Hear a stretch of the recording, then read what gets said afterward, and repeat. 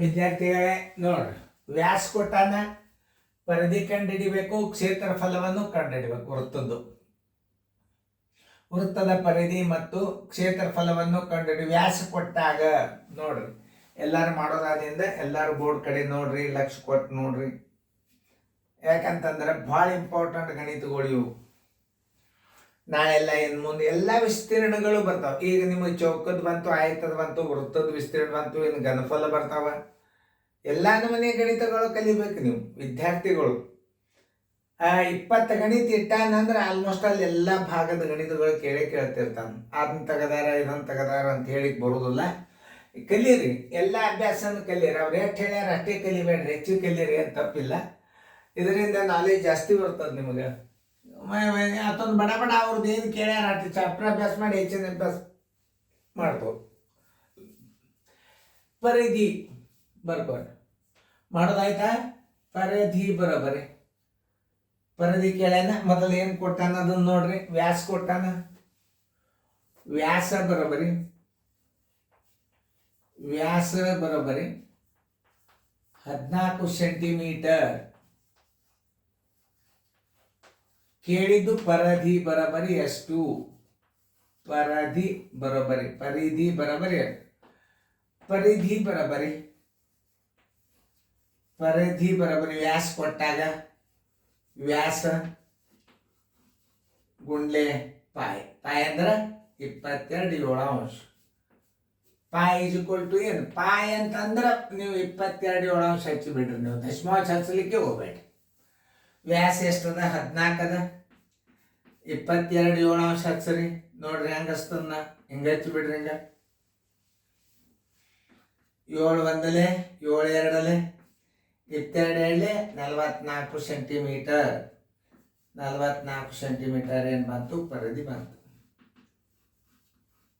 ನೋಡಿ, ಆಮೇಲೆ ಈಗ ವ್ಯಾಸ ಕೊಟ್ಟಾನ ನೋಡ್. ವ್ಯಾಸ ಬರೋಬರಿ, ವ್ಯಾಸ ಬರೋಬರಿ 14 ಸೆಂಟಿಮೀಟರ್.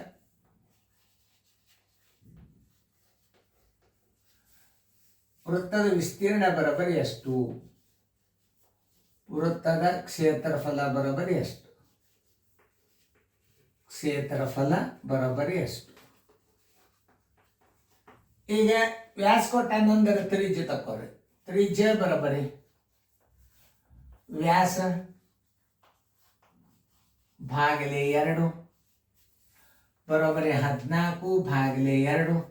2 1 2 7 ಬರೋಬರಿ 7 ಸೆಂಟಿಮೀಟರ್. ತ್ರಿಜ್ಯ ಬರೋಬರಿ 7 ಸೆಂಟಿಮೀಟರ್. ತ್ರಿಜ್ಯ ತಕ್ಕೊಳ್ಳೇಬೇಕು ಅಂದ್ರೆ ವಿಸ್ತೀರ್ಣ ಬರ್ತದೆ. ವೃತ್ತದ ವಿಸ್ತೀರ್ಣ ಬರೋಬರಿ, ವೃತ್ತದ ವಿಸ್ತೀರ್ಣ ಬರೋಬರಿ, ವೃತ್ತದ ವಿಸ್ತೀರ್ಣ ಬರೋಬರಿ.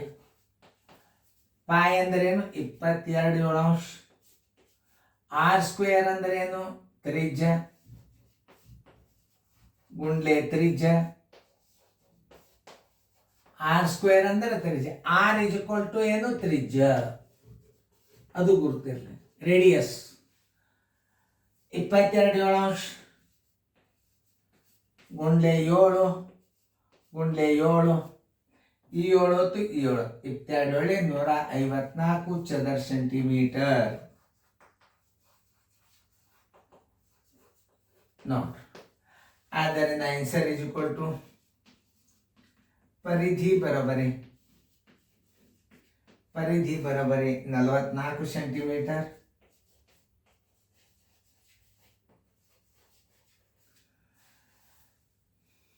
ವಿಸ್ತೀರ್ಣ ಬರೋಬರಿ,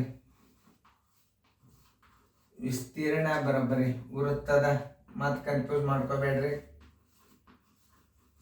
ವೃತ್ತದ ವಿಸ್ತೀರ್ಣ ಬರೋಬರಿ 154 ಚದರ ಸೆಂಟಿಮೀಟರ್.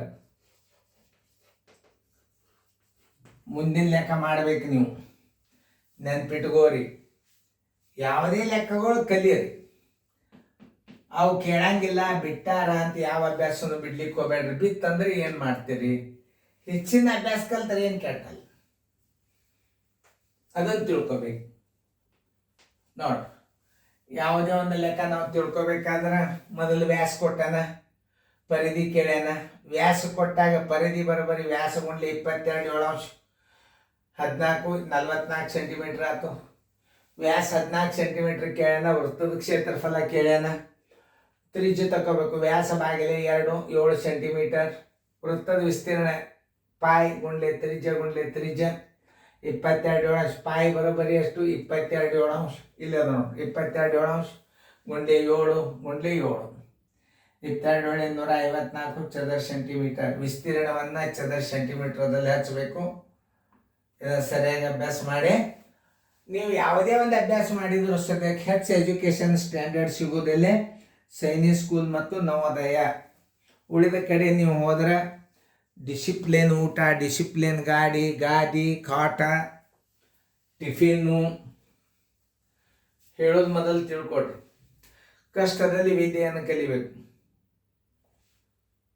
ಯಾವಾಗಲಿ ನವೋದಯದಲ್ಲಿ ಫ್ರೀ, ಸೈನಿಕ್ ಸ್ಕೂಲದಲ್ಲಿ ಹೈ ಲೆವೆಲ್ ಕ್ವಾಲಿಫೈಡ್ ಟೀಚರ್ಸ್ ಇರ್ತಾರಲ್ಲಿ.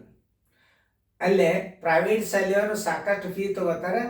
ಸರಿಯಾಗಿ ತಿಂಡಿ, ನಾಷ್ಟ, ಊಟ, AC ರೂಮ, ಫಸ್ಟ್ ಕ್ಲಾಸ್ ಗಾದಿ, ಟಿಫಿನು, ಹಾಲು, ಸಂಜೆನ್ಯಾಗ ಹಾಲು, ಬ್ರೆಡ್ಡು, ದೋಸೆ ಎಲ್ಲ ಸೈನಿಕ್ ಸ್ಕೂಲ್ದಲ್ಲಿ ಕೊಡ್ತಾರೆ. ಕಲಿಬೇಕು ನೀವು ಸೈನಿಕ್ ಸ್ಕೂಲ್ದಲ್ಲಿ ಅಥವಾ ನವೋದಯದಲ್ಲಿ. ಪ್ರೈವೇಟ್ ಶಾಲೆಗಳು ಬರೀ ಡಿಸಿಪ್ಲಿನ್ ಅಭ್ಯಾಸ ಸ್ಟ್ಯಾಂಡರ್ಡ್ ಸಿಗೋದು ನಿಮಗೆ ಇಲ್ಲೇ CBSE ಸಿಗೋದು ನವೋದಯ ಮತ್ತು ಸೈನಿಕ್ ಸ್ಕೂಲ್ದಲ್ಲಿ. ಫೀ ಜಾಸ್ತಿ ಹೋಗ್ಬೋದು, ಆದರೆ ಒಂದು ಭವಿಷ್ಯ ಸೈನಿಕ್ ಸ್ಕೂಲ್ದಲ್ಲಿ ನವೋದಯದಲ್ಲಿ ಅದ. ಎಲ್ಲರೂ ಪ್ರಯತ್ನ ಮಾಡಿ ಅಭ್ಯಾಸ ಮಾಡಿ ನವೋದಯ ಸೈನಿಕ್ ಸ್ಕೂಲ್ ಹೋಗಿ ಪ್ರಯತ್ನ ಮಾಡಿರಿ. ಚೆನ್ನಾಗಿ ಬರ್ಕೋರಿ ಫೇರ್ದಾಗ. Thank you by.